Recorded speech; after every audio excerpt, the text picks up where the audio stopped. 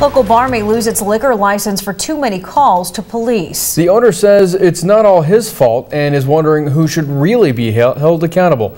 News 10's Jenica Villamore is in the news center with the story. Jenica?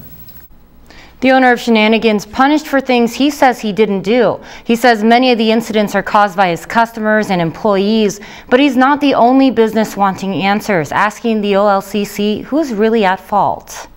I shouldn't get the brunt of it. Another day, another violation. Shenanigans owner Bruce Brown says they just keep on coming. Some of those were minor. Some of them were, I think 3 of them were breaking bathroom mirrors. In the last 2 years, he's butted heads with the Oregon Liquor Control Commission, this time for an employee drinking on the job. It's not the kind of place I want. It's not the kind of place I want to be known to have. He might lose his liquor license for too many calls to police. I can't predict that, if somebody's going to come in and cause a fight, because I sure wouldn't have them come in. But he says he shouldn't be fully accountable for something he didn't do. Doesn't check ID.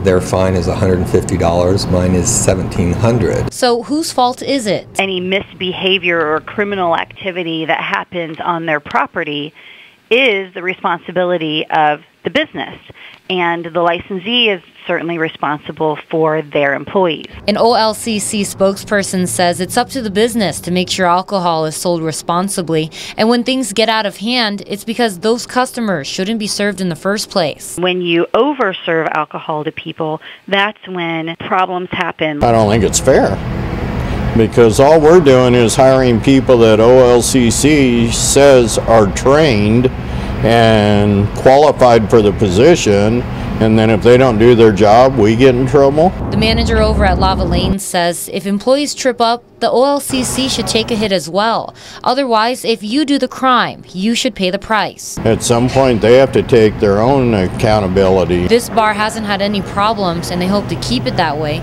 because losing its liquor license could mean losing it all. It would shut it down.